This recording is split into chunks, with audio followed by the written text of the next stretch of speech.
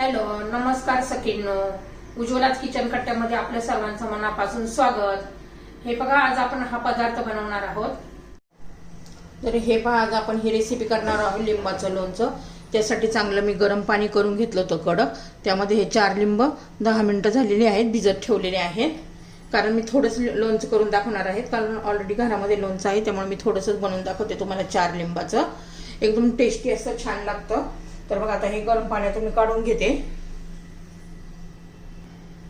तर हे पहा, स्वच्छ असे एकदम कोरडी करून घ्यायचे. कारण लिंबाचं लोणचं वर्षभर टिकवायचं असेल ना, तर अजिबात आपण कोणतंही लोणचं बनवलं तर अजिबात पाण्याचा अंश जाता कामा नये.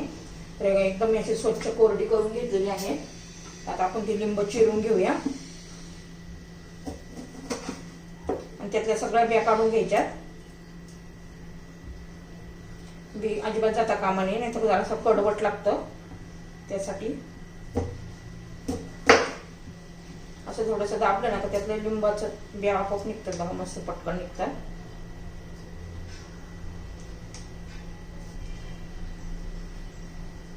अशी मी 4 लिंब चिरून घेते आणि बिया काढून घेते. तर हे पहा, मी सगळ्या बिया काढून घेतलेल्या आहे. आणि गरम पाण्यामध्ये ठेवल्याने काय होतं, त्याची साल नरम पडते, छान मऊ पडते. असे छोटे छोटे पीस करून घेऊ आपण आता.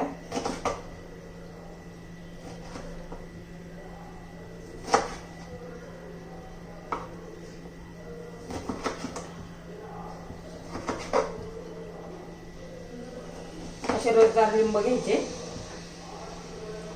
एखादी अगदी राहिलेली ती पण काढून घ्यायची.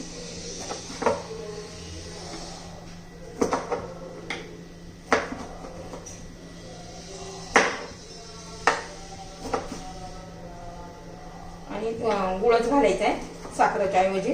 गुळ घातलं म्हणजे काय, अजून छान लोणचं होतं साखरेपेक्षा. त्यामुळं गुळ हा जरूर घाला. आणि जर तुम्हाला गुळ आवडत नसेल तरच साखर घाला. पण गुळाने काय होतं, एकदम टेस्टी असं आपलं लोणचं होतं.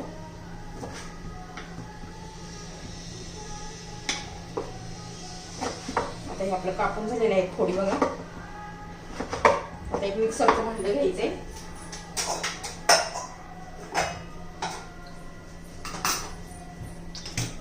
आता त्याच्यामध्ये सगळे फोडी घालून घ्यायच्या.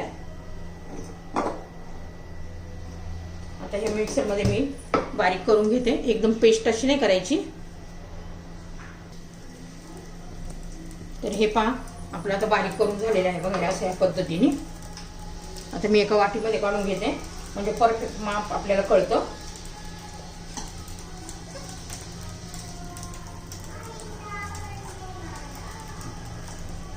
हे बघा, एका वाटीला थोडं, 1 वाटी जर लिंबाचा रस असेल ना हे, तर 2 वाटी गुळ घ्यायचा आहे, म्हणजे एकदम परफेक्ट असं माप होतं.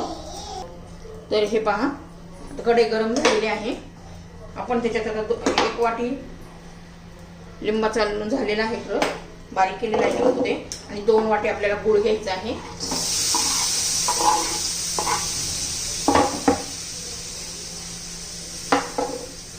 छान असं फिरवून घ्यायचे, मस्त त्याचा पाक करायचा आहे आपल्याला. गुळ वितळून द्यायचा आहे पूर्ण. आपण आता गुळ वितळून घेऊया. मी गुळ हा बारीक चिरून घेतला होता, त्यामुळे पटकन होईल आपला वितळे. एकसारखा हलवायचं म्हणजे पटकन वितळतो. हे पण आपला गुळ वितळलेला आहे. आता त्याच्यामध्ये हे लिंबाचं घालून घेऊया.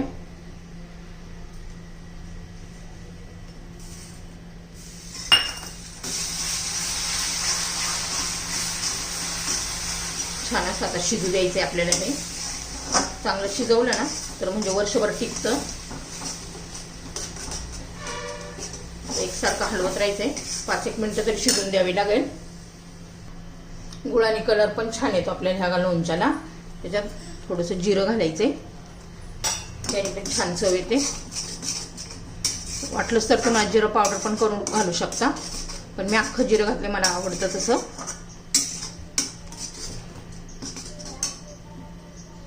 आपलं हे शिजलंय का कसं ओळखायचं, तर हे पहा, आता कसं घट्ट व्हायला लागलेलं आहे. आणि ना असं हातात घ्यायचं.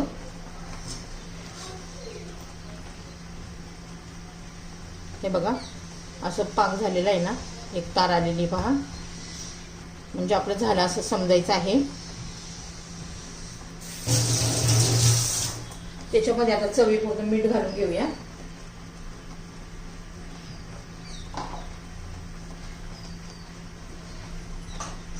मिरची पावडर घालायची. मी ही काश्मीरी लाल मिरची पावडर घालते, म्हणजे आंबट गोड तिखट असं हे लोणचं तयार होईल. एकदम टेस्टी लागतं. नक्की एकदा करून पहा.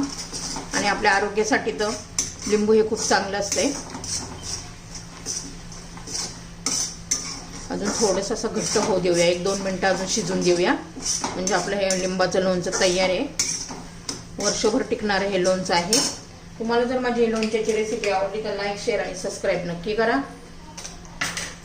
म्हणजे तुम्हाला रोजचे व्हिडिओ माझे तुम्हाला रेसिपीचे नवनवीन रेसिपी पाहायला मिळतील. त्यासाठी नक्की सबस्क्राईब करा. लाईक, शेअर, सबस्क्राईब नक्की करा. हे पहा आपलं हे लोणचं तयार झालेलं आहे.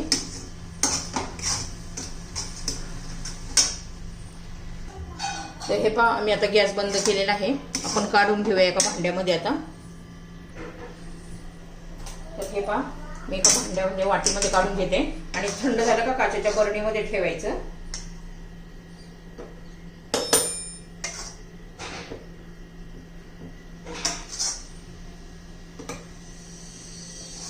आपलं लिंबाचं लोणचं तयार. पहा